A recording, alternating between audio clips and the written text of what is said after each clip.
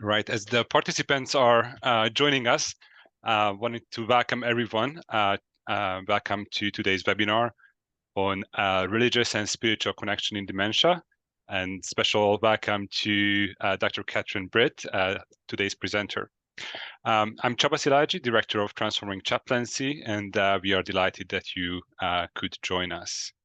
I just have a few housekeeping instructions. This webinar is being recorded, and the recording will be posted to Transforming Chaplaincy's YouTube channel, and everybody who registered will receive the link to the YouTube channel as well. So you're listening using your computer speaker system by default, and you are muted. At the end, we're going to have time for questions and more conversation. Please use the Q&A feature on the bottom of your Zoom screen to post your question. If you have any technical questions, you can put them in the chat as well. And I wanted to provide some information about two upcoming opportunities, education opportunities with Transforming Chaplaincy. One is our Chaplaincy Research Summer Institute in July. This is a one-week intensive training with chaplains, spiritual care educators, and spiritual care practitioners in Richmond, Virginia this year, hosted by Virginia Commonwealth University. You see the QR code there for more information. And in September, our Spiritual Care Management and Leadership Certificate program starts. It's a 9-month program, a very comprehensive program, and the applications are open for that as well. So with all this, I'm going to turn it over to the conveners of the Elder Care Transforming Research Network, to Kathy Lindes and Sarah McAvoy. And Sarah will do the introductions going forward. Thank you. Thank you, Csaba. So welcome, everyone. As Csaba mentioned, my name is Sarah McAvoy, and along with my co-host, Kathy Lyons, we co-convene the Elder Care Research Network for Transforming Chaplaincy. One of the missions of our network is to introduce our members and others to current research that has an impact on our practice in post-acute and long-term care. And I think you'll find that today's research has the potential for a great impact. So we are so privileged to have Kat Britt with us this afternoon to talk about her work and the importance of religious and spiritual connection for people living with dementia. I have been talking about this work everywhere I go, every chance I get. I love the possibilities surrounding spiritual care as a non-pharmacological intervention for neuropsychiatric symptoms. So it's just great to have Kat with us. Let me tell you a little bit about her. She is a postdoctoral research fellow at Penn Nursing in the New Cortland Center for Transitions and Health, a translational research scientist at BrainCheck, and a psychology mental health Jonas Scholar.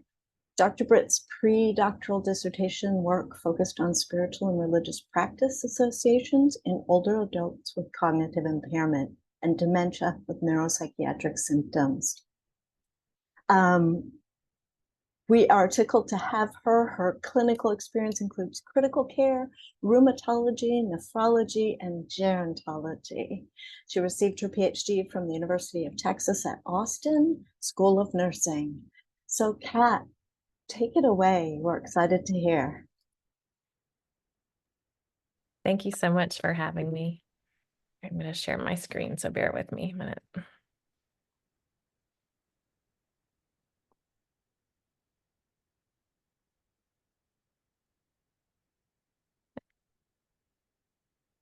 All right, can you see that okay? Yes, looks Okay. great. Great, thank you. So again, thank you so much for having me. My name is Kat Britt, and like she mentioned, I am a postdoctoral fellow in the School of Nursing at present. And today I just want to share some work with you on spiritual religious connection in dementia. So just kind of an overview of what I'm going to discuss today. I'm going to go over some more in depth about dementia and cognitive impairment. And then I'm going to share some of my preliminary work with you, a qualitative study and some quantitative study. And then we're going to kind of talk about spiritual needs. And then we'll have some time for discussion because I'd love to hear from y'all as well. So I like to share this in the beginning. So just a little bit about me and my background. I am a nurse scientist and I do focus on religion, spirituality, and dementia.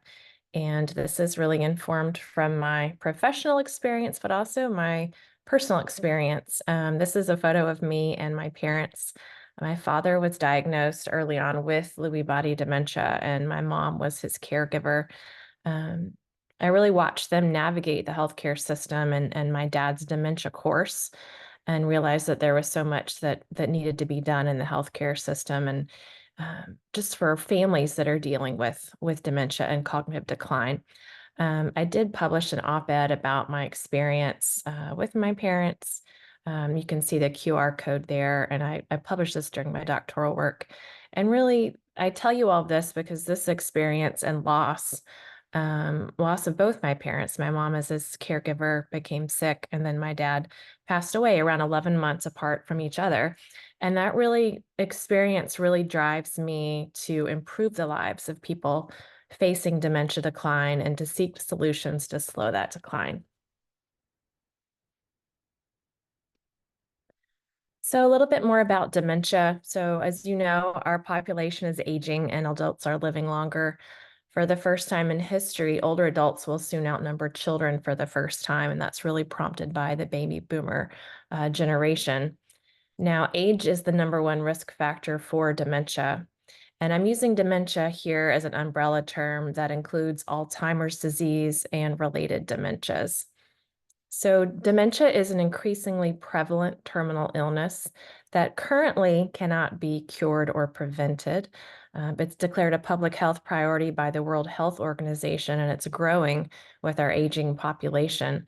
Right now, there are about 6 million people living with Alzheimer's, which is the most common type of dementia.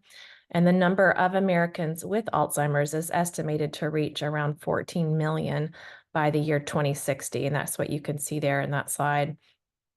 Another term, another kind of overall impact of dementia, it's one of the costliest conditions to society, too. That was also declared by the World Health Organization. Last year alone, dementia cost the nation an estimated $345 billion. And by 2050, these costs could rise to nearly $1 trillion.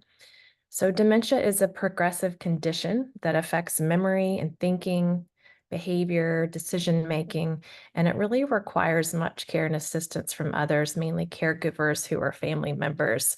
And so dementia caregivers are overburdened and report twice as many emotional, physical, and financial problems compared to caregivers of older adults without dementia. Something to note that's important here is that health inequities and disparities do exist in this condition.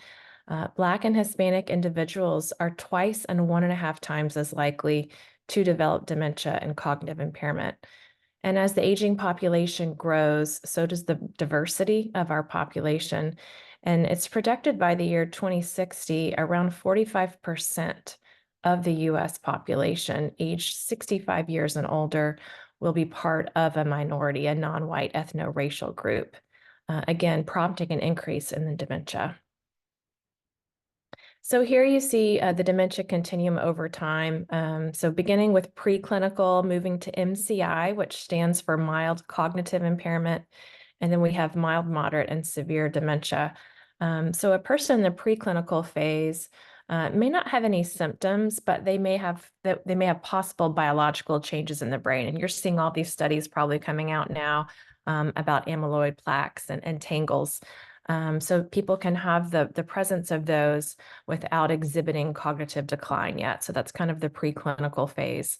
Mild cognitive impairment, very mild symptoms that may not interfere with everyday activities.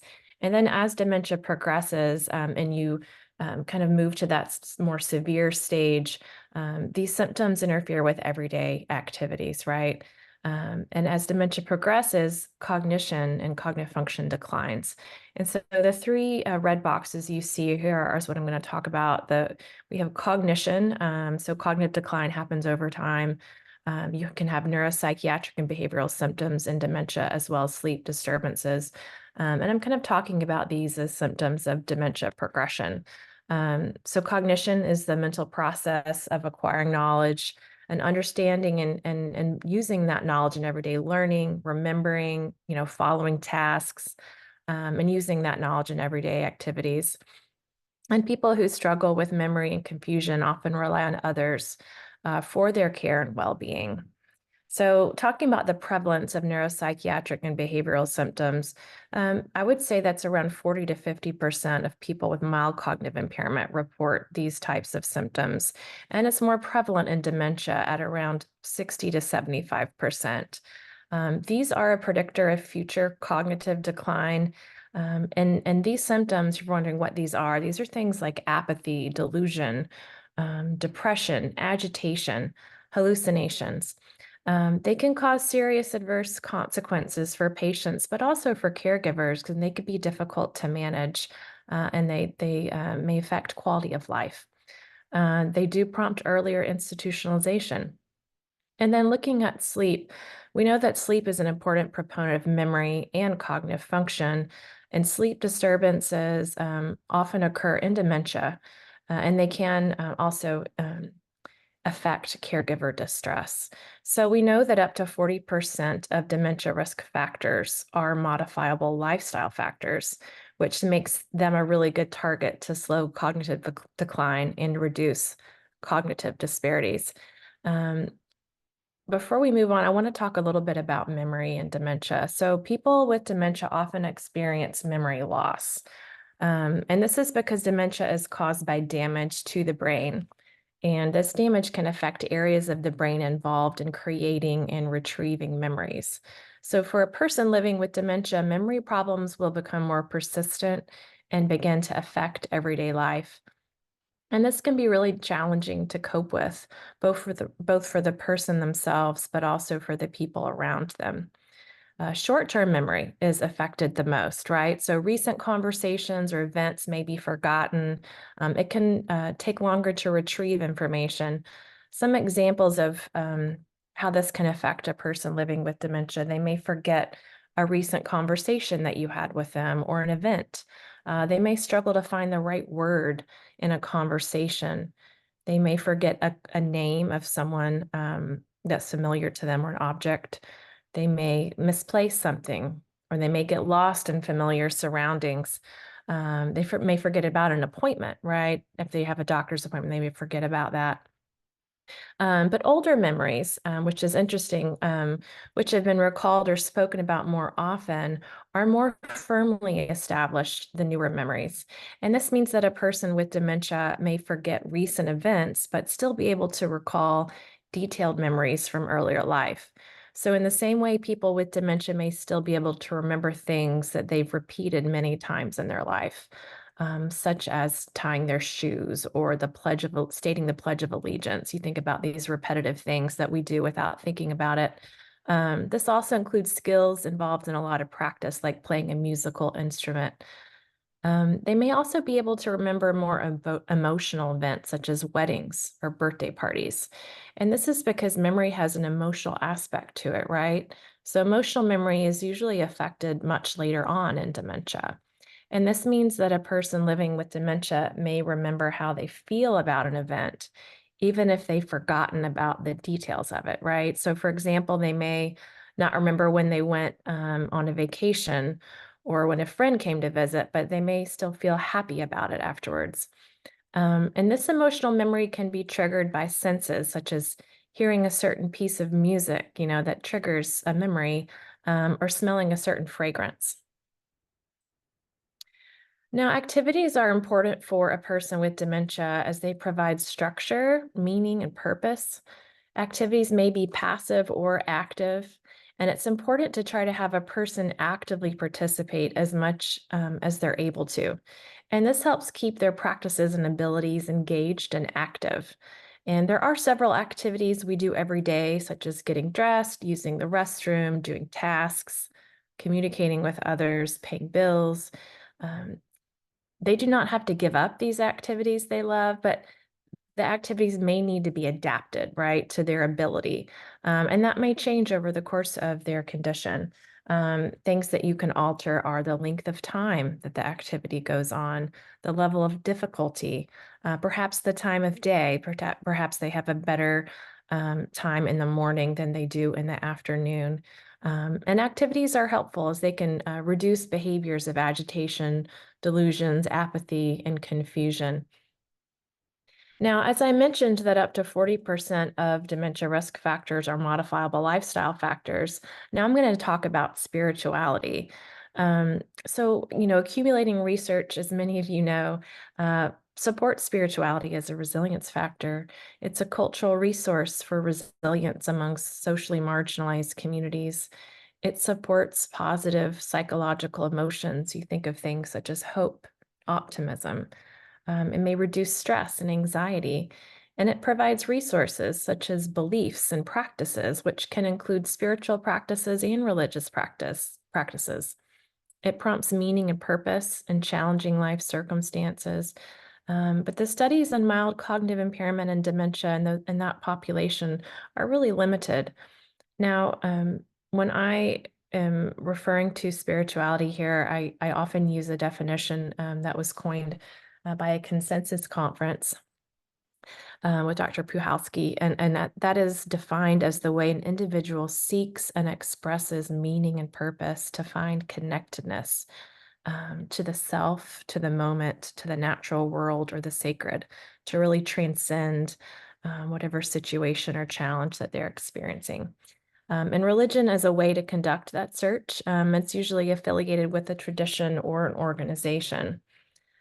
So, as I mentioned, my personal and my professional experience with dementia really drives my focus on slowing decline and supporting older adults and their family members in this condition. My aim is to really identify resilience factors for decreasing that dementia burden. So, in my work, I look at spirituality and cognitive health to really try to establish the science to build spiritual interventions to slow decline. So, that's kind of what I'm going to share with you today. I'm a nurse, so I use framework, and that's something that I'm sure you'll find if you're a nurse on this call that you know what I'm talking about. So this is a framework that I've used for many of my studies, and it's helpful in that it provides some structure for what I'm looking at. As you know, spirituality is very broad. So this kind of helps inform relationships and variables and helps me with my approach. So this is called the vulnerability stress model, and it incorporates spirituality and religiosity. And it's formed from two theories, the diathesis stress model and the transactional theory of stress and coping. So this model posits that health is the result of an individual's reaction to stress through several interactions of several factors, right? Which include things such as predispositions, health resources, certain coping behaviors. So it posits that an individual's health outcome is the result of their reaction and interactions of these factors, which influence the stress response. So Zwingman, Klein, and Busing have added 5 of these spirituality and religiosity categories, and they drew them from research studies and added them to this linear model.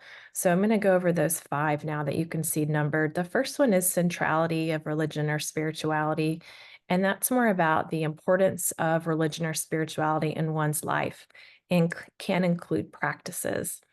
And then number 2 are religious and spiritual resources, which can include beliefs. Number 3 are spiritual needs, a need for connectedness, right, and for meaning and purpose. And then 4 is religious and spiritual coping, ways people use religion and spirituality to cope. And we know from the research that can be positively used, or you can have negative religious coping, which is more like spiritual struggles or having spiritual doubts. And then number 5 is spiritual well-being or quality of life. So these brief projects I'm going to share with you. The first one is really on exploring practices to support spirituality of older adults with dementia. And then the second one is a project on identifying associations between spiritual and religious practices with symptoms of dementia progression and mild cognitive impairment and dementia. And then the third one is to really explore potential mechanisms. So for the sake of time, I'm going to go lightly over my research methods, but I will share some publications with you later via QR code if you want to read more in depth about those. So again, for the model, I'm going to be looking at stressors, which here for this study is conceptualized as social distancing. We have individual predispositions, which are sociodemographics. And then the centrality of religion or spirituality includes religious or spiritual practices. And the outcomes we're looking at here are how these practices helped them and what areas did they affect. So this was, a qualitative study using directed content analysis, using that framework that I shared with you, the vulnerability stress model. And we really wanted to explore the practices that dementia caregivers and their loved ones with dementia were using for coping. And this was during COVID-19. You can see the dates there. And I conducted telephone interviews with the dementia caregivers, asking them what practices they were using and their loved ones with dementia were using, and how they felt like they were helping them, and how they felt those practices were helping their loved ones with dementia. So this was a small qualitative study of 11 caregivers, and they had loved ones that lived in the home or in a nursing home. And this was conducted in Central Texas. The mean age was around 64 years old. Most of the caregivers were female and retired, and the sample was primarily white. Here's some of the quotes I'll let you read. The first two quotes the caregiver shared were about what they noticed about religious and spiritual activity engagement with their loved ones. And then the last quote is from a caregiver about themselves.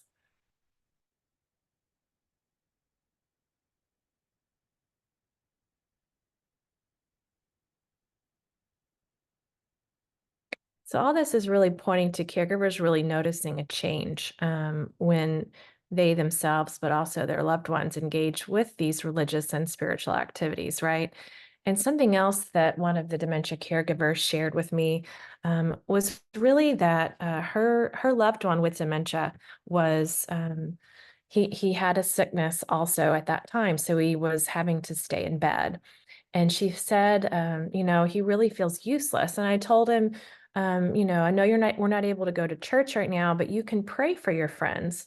And so she felt like that really helped empower him to feel like he could still do something for other people. And so he would pray for his friends during that time. And I'm sure you remember how the uncertainty of that time was very stressful, especially for caregivers who are living at home and have, their resources are even more limited when they couldn't go out and access certain services. So I felt like that was really interesting. Another thing that I'll share here on this next slide, these are how the practices that caregivers identified that they were using to support their spirituality, and then the practices and activities that they reported that their loved ones with dementia were doing as well. Something I felt like was really interesting is a couple of the caregivers would report that their loved ones with dementia, that they would find sacred objects moving about the house, right? Like the next time they would come over, they might find something in a different place. And like these things were such things as a prayer book, a crucifix. So they were still engaging in their, using those connections, right? Those religious and spiritual connections that they had, and still maintaining those in their way. So as we know, religious services were more limited in person. And so the people with dementia, the caregivers might play a religious service on the television. And something that they reported was really that some of them, they said the persons living with dementia may have, impairment, a visual impairment. So they couldn't see the television, which limited what they could really engage with. And some had hearing impairment. And so, kind of thinking about these things moving forward, like how can we be creative with connecting, helping connect persons with dementia that may have certain impairments with their religious and spiritual resources and activities that they enjoy, and thinking about being creative about that. Caregivers reported that these practices helped calm them and go to sleep at night. It really provided a sense of control. They reported that for their loved ones with dementia, they noticed decreased anxiety and improved mood after they would, play a religious service or sacred music or have a prayer. And they also reported that it prompted memories, right? You probably read that quote that I shared earlier, and really kind of prompted some cognitive stimulation, which is interesting.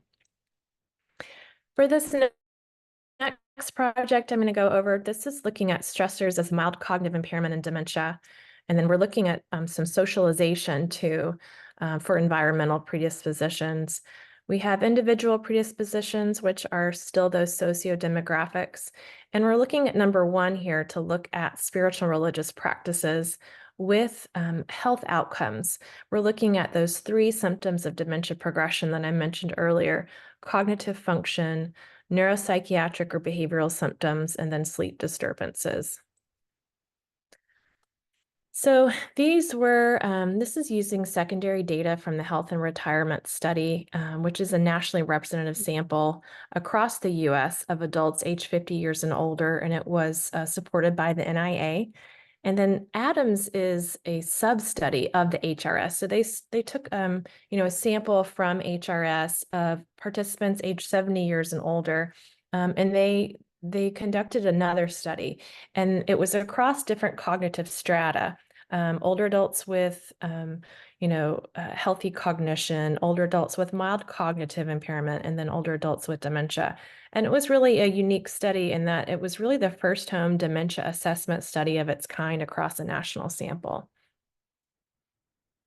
We wanted to look at what are the associations between these religious and spiritual practices with the 3 symptoms of dementia progression that I mentioned earlier. So this is a cross-sectional study, right? So it's 1 point in time. We looked at a sample of persons with dementia, and we actually divided that sample to maximize power, because you can see our sample sizes are small. We also had a mild cognitive impairment sample. You'll see sample C. And so we merged the data of HRS and Adams, matching up the years. And then we looked at associations at 1 point in time. What is the association between religious service attendance and neuropsychiatric symptoms and cognitive function and sleep disturbances? And then we also looked at the frequency of private prayer. Now, for the religious service attendances, it's, do you attend religious services? And then how often do you attend religious services? So this is a self-reported item, which also goes the same for frequency of private prayer, right? Do you ever pray privately in places other than at church or synagogue? And how often do you pray privately? And this was based on a work group recommendation. As private prayer is really a sensitive measure of spiritual activity. For neuropsychiatric symptoms, we measured this. This was measured with the Neuropsychiatric Inventory Questionnaire. And then cognitive function was measured with the Clinical Dementia Rating. So you can see here just from our samples, participants were age 73 to 100 years. Up to 76% were non-Hispanic white. 50 to 75% were female, and most did live in the community. So for our dementia samples, we see that the mean clinical dementia rating is in the mild dementia stage. And for persons with dementia and mild cognitive impairment, we found that 59 to 100% reported religion or spirituality to be very important, with a higher importance among Black and Hispanic participants. Now, religious attendance frequency at least once a week or more was found in Hispanic and other participants. And then the frequency of private prayer of at least once a week or more was also highest among Black and Hispanic participants. So in the project, we found significant associations in these correlations with the 3 health outcomes. We did control for social interaction in the religious attendance models to see if religious attendance was significant with these 3 health outcomes above and beyond social interaction, and we did find that it was. There are limitations for this. You notice that our sample sizes are very small, and we're not able to control for other health and social factors. So I'll move at the end and I'll talk a little bit more about studies that are needed next. But this is a great starting point to look at that these associations that we found. The effect sizes are small. They're larger in the private prayer associations. So during my postdoctoral training, I've been looking at what are the mechanisms, right? What are the factors that through religious and spiritual practices and activities that might affect mental health, right, for older adults. And so this is kind of a proposed model looking across psychosocial, behavioral, and neurobiological factors. You see things such as meaning and purpose, social connectedness, which we all know has become really focused on more since COVID-19 has really brought up the importance of that social interaction. We think about health behaviors, right? For people that might be religious, they might have, not participate in certain social behaviors, and they might eat more healthy and have a more focus on the importance of the body and the sacredness of the body. So these are just some examples of possibilities. So because we know that these factors influence cognitive health. So that for this project 3, I'm going to share some results with you about sleep. The associations between religious and spiritual activities and sleep, and then a little bit more in depth about examining inflammation as another mechanism. So again, this is the model, and we are looking at, beliefs and practices as religious service attendance for number 1, as well as religiosity and spirituality. And then our physical health outcome is sleep. And then I'll also share some results about inflammation. So we examined religious service attendance with sleep quality, and then we also measured in a separate model daily spiritual experiences with sleep quality. So for sleep quality, we used the Pittsburgh Sleep Quality Index, which is a 19-item self-report indicator about sleep. We used publicly available data, the Midlife in the United States study, which is also referred to as MIDAS. So these were larger samples where we were able to control for additional health and social factors. We also looked to see across 3 age groups of early, younger than 45 years old, middle, aged 45 to 64, and late, greater than 65 years old, to see if we saw any differences in associations across these age stratifications. And we found that higher religious attendance was associated with better sleep quality in the older adult population, and that daily spiritual experiences were associated with better sleep quality in the young and middle-aged adults, which I think is an interesting finding. This data is probably from 2011 to 2014, so it's before COVID-19, but I feel like this reflects what we're seeing in the religious and spiritual landscape now across the age groups. It's possible that older adults experience different life experiences, right? Loss of loved ones, possibly retirement, things like that. But it's interesting to think these are associations that we found at one point in time, so it is cross-sectional. But we did find that both of these were associated with better sleep, and we think about how that might affect cognition, right? As sleep is an important proponent of cognitive health. I'm going to share a little bit more about my inflammation study. And then when I'm done talking about this, I'm going to summarize all of these projects together. So we know that long-term exposure to chronic inflammation may result in poorer health outcomes, right? People exposed to constant racism or poverty, social determinants of health that really influence these health outcomes. And literature suggests that systemic inflammation is associated with increased mortality, morbidity, depression, and an increased risk of cognitive decline, as well as dementia, with more recent studies reporting neuroinflammation may precede cognitive decline, which is kind of what we talked about when we talked about the preclinical stage, right? So people may have neuroinflammation before they may present cognitive decline. So this again was using data from the health and retirement study, and this was a longitudinal study this time. So we used data from 3 time points from 2006 to 2014. Ages were U.S. adults, aged 50 years and older, and this time we looked at religiosity and spirituality with a brief multidimensional measure of religiosity and spirituality. So that has 4 items. that it asked participants about that really focus on beliefs, meanings, and values. And then religious service attendance was the frequency of attending religious services over the past year.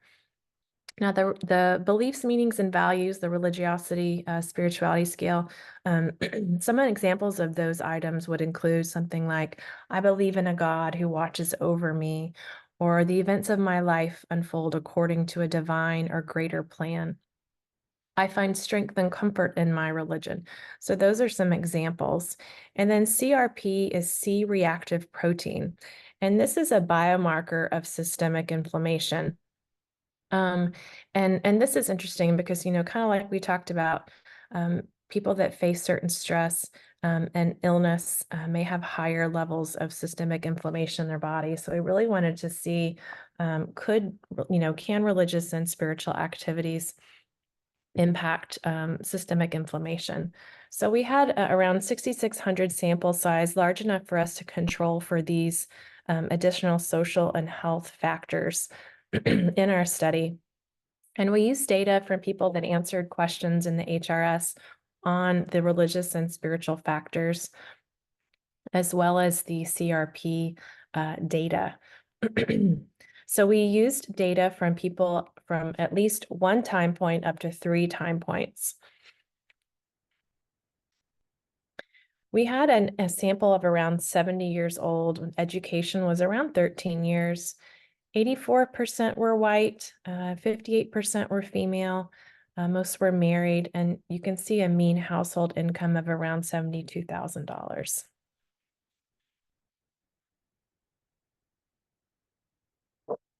We see that CRP levels, these are just the mean and the range for some of these descriptives that we're looking at.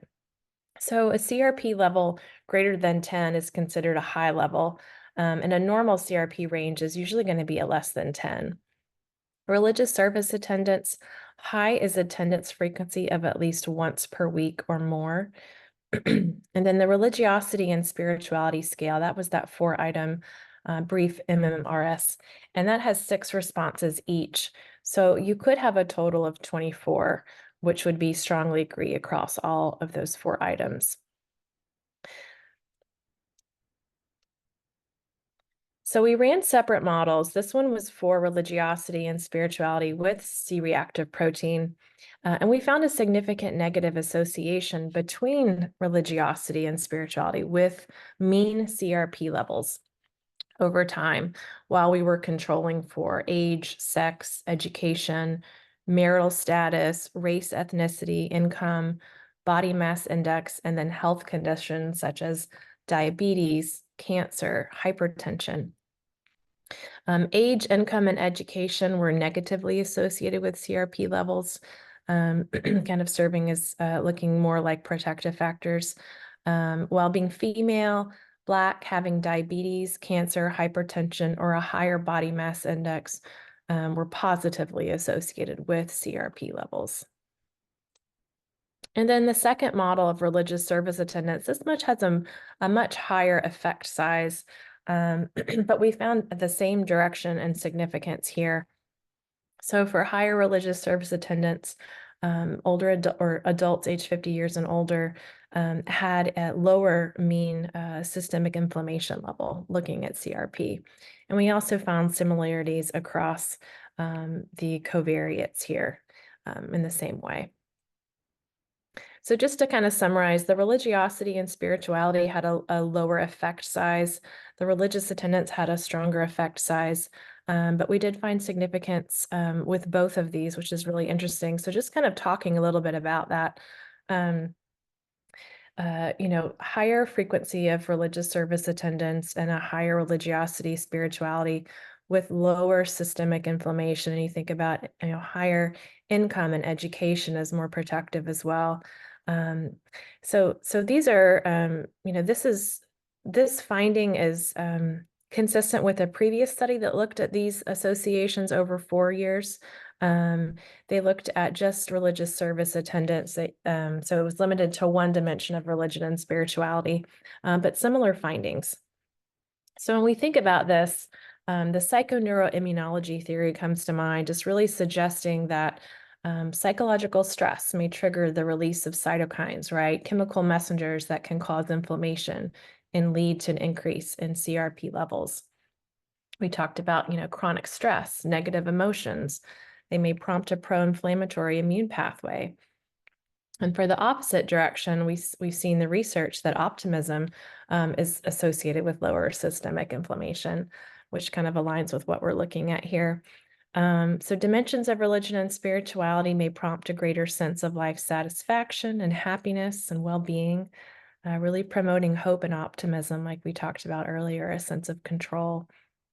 So talking about these as coping mechanisms for stress, right? Really providing support and resources for adults. Thinking about possible mechanisms is interesting to consider. Could inflammation be a possible mechanism between these religious and spiritual practices on cognition? The National Center of Complementary and Integrative Health at the NIH has recently added a dimension of whole person health, spirituality to its model, which is really exciting to see. But considering the growing economic and social burden of cognitive decline and dementia internationally, identifying innovative solutions to assist middle and older adults in maintaining those religious and spiritual practices could support better cognitive and physical health, right? So really thinking about partnering with faith-based organizations, creating interventions informed by aspects of meaning, values, and spirituality could better support successful aging, really providing meaningful leisure involvement for those facing cognitive decline who find religion important. It also makes me think about another model, the successful model of aging revisited, right, where they added positive spirituality.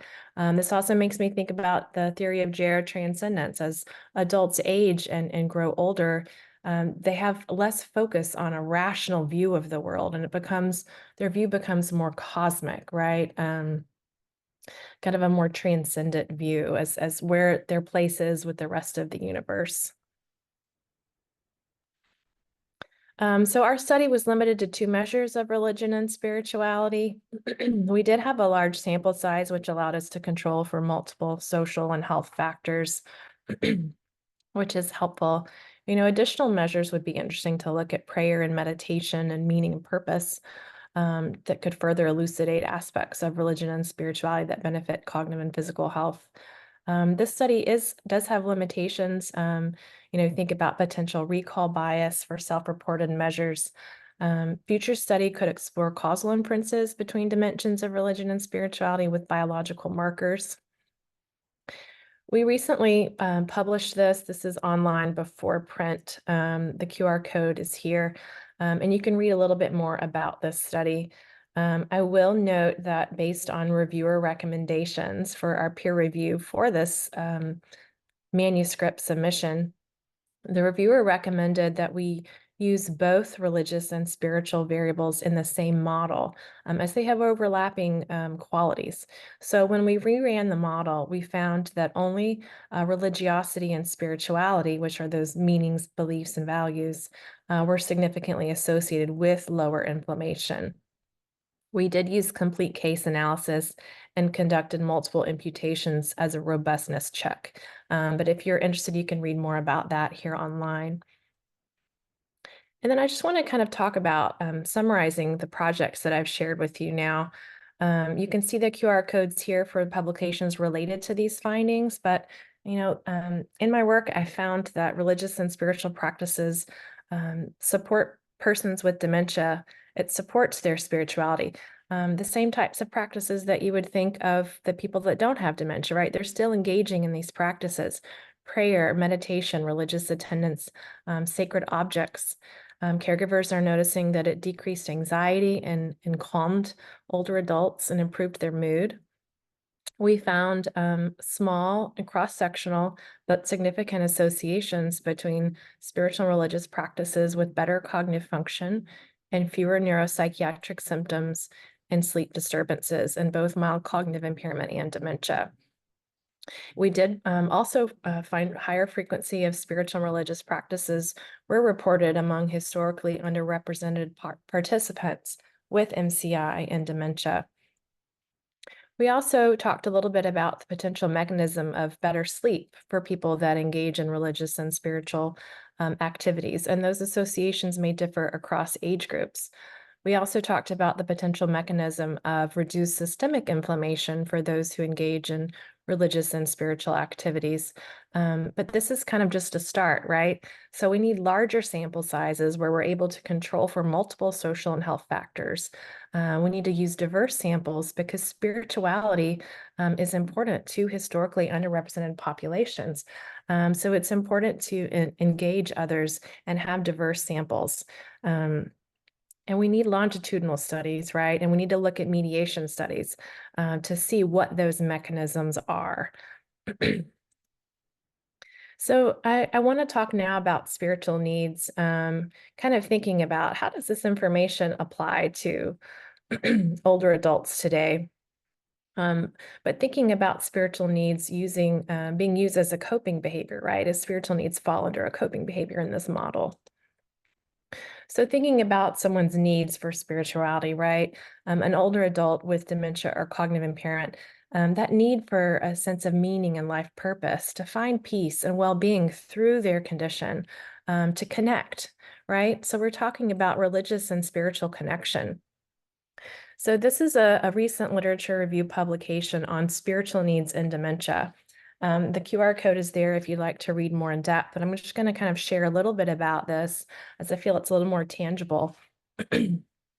But we found that study participants, which included providers, family members, persons living with dementia, spiritual leaders, they reported in the studies that we examined that spiritual needs are present in persons living with dementia across the 3 stages. I will note that these, this varies by individual, right? And these, to thinking about persons with dementia to support their dignity and their personhood, supporting their spiritual needs is essential to supporting their personhood. These spiritual needs can be verbal or nonverbal expressions, right? Really kind of honing in on past meaning. People in the studies that we examined, they reported the spiritual needs of persons living with dementia included needs through everyday interaction, right, with religious and spiritual rituals and expression activities. So this connection with religious and spiritual rituals and activities, how they connect with their faith, what's important to them, really engaging them with these meaningful activities. And spiritual needs can be individual or they can be in community with others. As we talked about, persons with dementia or cognitive impairment rely on others to support their well-being and their personhood. We can remind persons living with dementia and provide resources, right, for them to connect to those rituals and those practices that they've engaged in their whole lives. As some of the caregivers told us in our qualitative study, my father or my mother has engaged in certain religious practices their whole life. And when they were shut down from COVID-19, they still were engaging with whatever activities that they could do at home. Again, this varies by individual, and not all persons living with dementia might respond to established religious and spiritual activities. But it is, many of the participants in the studies we examined talked about how faith remained even after cognition declined.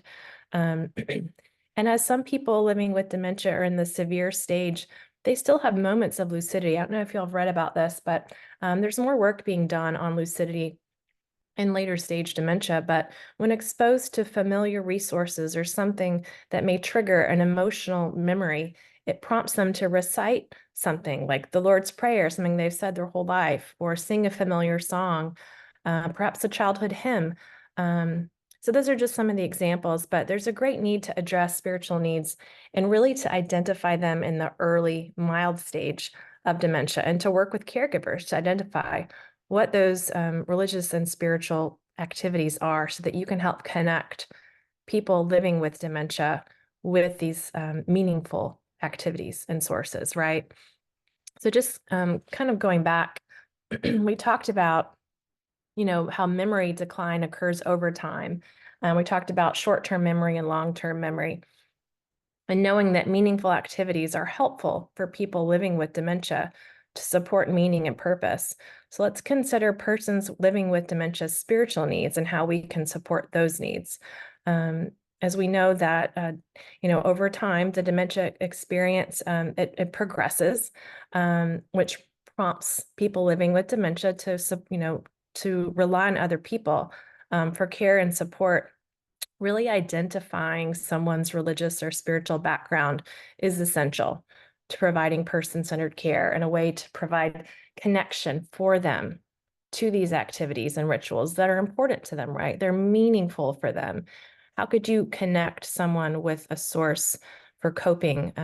Something that's meaningful to someone is really to identify what is their background there, and looking at across the life course, right? We talked about the long-term memory is not as affected.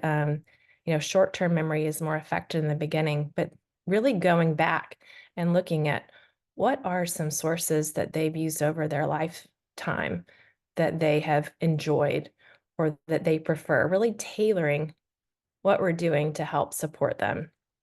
The last QR code here I'm going to share before we enter discussion is a literature review that we published on identifying tools, validated tools for religious and spiritual scales in cognitive impairment and dementia. So we did find 3 validated scales to measure spiritual well-being, the FACET SP and the Shalom. And then the Sproit that measures spiritual attitudes on how individuals deal with chronic illness.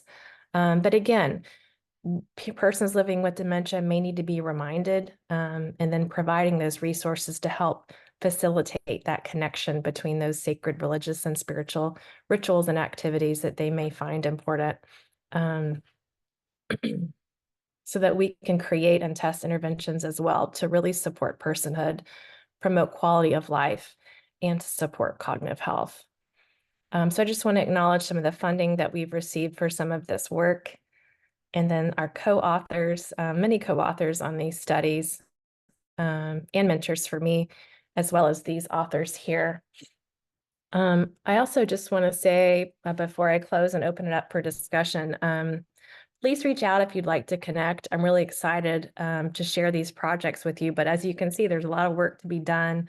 And if you're interested in collaborating on future projects, please reach out. I'm hoping to start designing and testing interventions with persons living with dementia and caregivers to slow decline and support quality of life through the dementia stages. And I really believe that these spiritual and religious activities and rituals need to be tailored, right? And they're really important for some people that have been engaging with these activities their whole life, especially historically underrepresented populations. So really connecting and supporting them to these identified resources is essential to support their personhood and providing care with dignity. Now I just would love to open it up for discussion. If anyone has something to share, I'd love to hear your stories as well. So thank you so much. Thank you so much, Dr. Britt, for your presentation.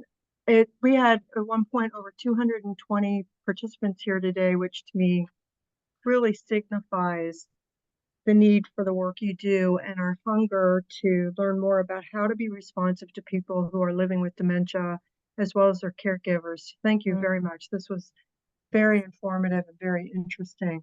We had several very interesting questions come through in the Q&A. I want to begin with one which, did you track the religious affiliation of the people who participated in your studies?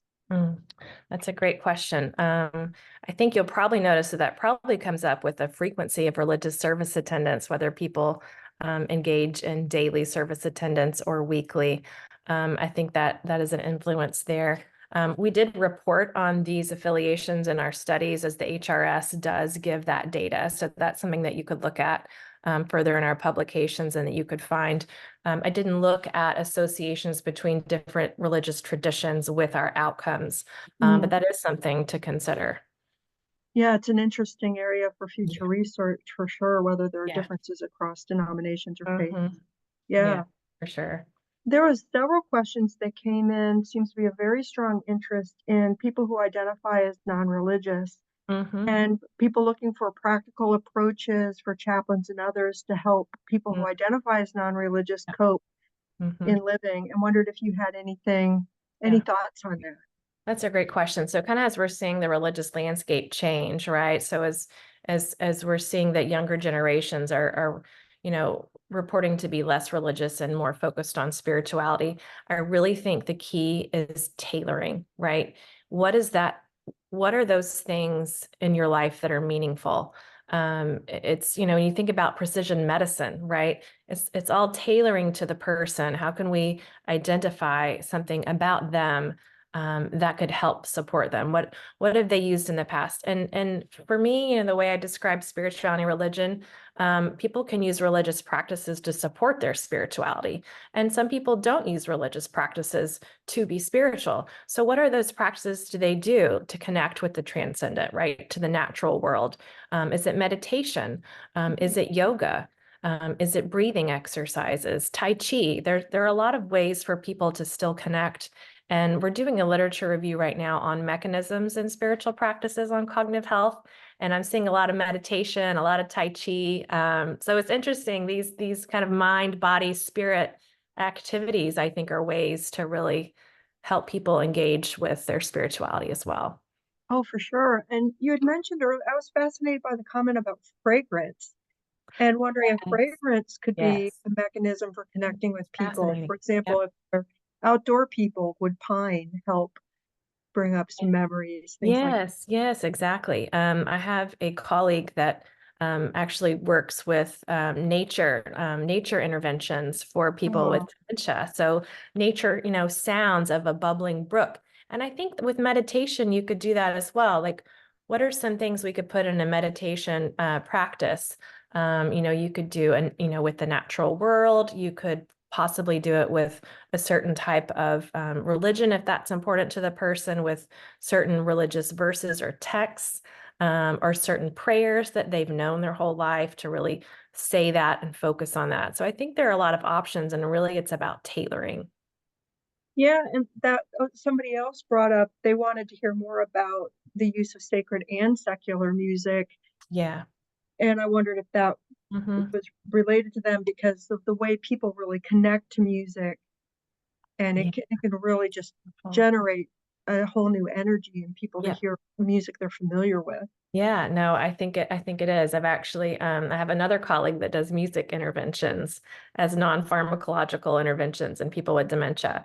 And she has mostly just used kind of classic music, but we've talked about looking at a difference, for people listening to religious or spiritual music compared to secular. But I think again, it's really just connecting that person. What are those, what music is important to you? What have you listened to, in your 20s or 30s that you may have had experiences with that really spark those memories, those emotional memories, which I think is fascinating. Yeah. I don't know if you've seen the video of the older adult.